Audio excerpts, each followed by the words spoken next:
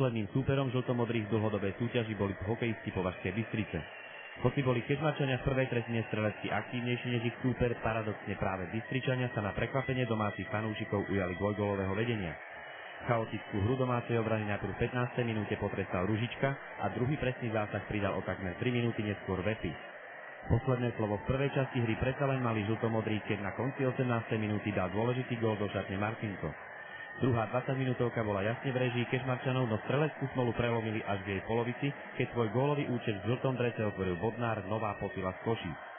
O 3 minúty neskôr predviedli domáci hráči v presilovej hre azda najkrajšiu akciu stretnutia, na ktorej konci bol Slaninák a bolo 3-2. Po nedovolenom zákroku hostina unikajúceho Drotára nariadil rozhodca v 35. minúte trestné strieľanie. To bravúrnym spôsobom premenil sám faulovaný hráč a zvýšil náskok kežmarských hokejistov na 2 góly. Tak ja som plánoval toto, čo som išiel od začiatku, nevymýšľal som a som toto aj chcel presne zrobiť. Považanom sa síce v 7. minúte záverečnej tretiny vo vlastnom oslabení opäť po chybe obrany podarilo znížiť, no zvyšné minúty patrili už iba Jastrabom. V 49. minúte zvyšoval na 5-3 svojim 13. presným zásahom v sezóne Valigura a o niekoľko desiatok sekúnd neskôr sa z gólu radoval i kapitán Fedor. Skóre zápasu na konečných 7-3 pre Kežmarok uzavrel v 58. minúte Drotár.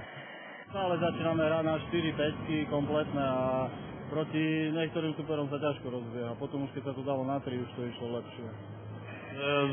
Vyskytlo sa zo pár chýb v obrane, najmä na začiatku tie 2 góly supera boli po chybách. Povedali ste si na striedačku niečo, že sa to nesmie opakovať? Myslím si, že počas celej sezóny sa nám vyskytujú také chyby v obrane. Ono je ťažko povedať, čím to je, že či je to v podvedomí podcenením supera, alebo či väčšinou proti slabším superom sa to stáva. Dúfam, že v lepších zápasoch sa to nebude stávať. Teraz čaká Kežmarok dvojtýždňová pauza. Je to dobré alebo zlé pre mužstvo?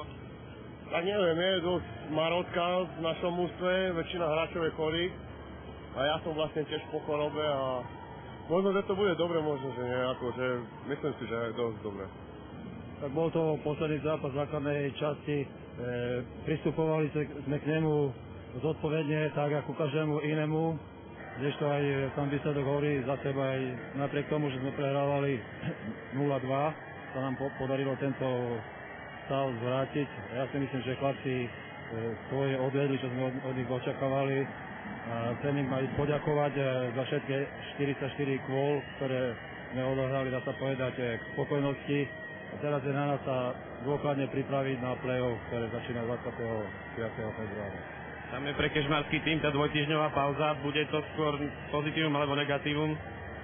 Tak máme tam pár zápasov, takže budeme hrať za tie 2 týždne. Samozrejme budeme aj trénovať a nacvičovať nejaké herné kombinácie a cibriť tieto detaily, presilovú hru a tak ďalej. Playoff je pred dvermi, dá sa už hovoriť o ambíciách mužstva. Kam to chcete dotiahnuť? Tak my ideme skromne do toho stále, chceme ísť čo najvyššie, spravíme preto všetko a dúfam, že sa nám bude dariť.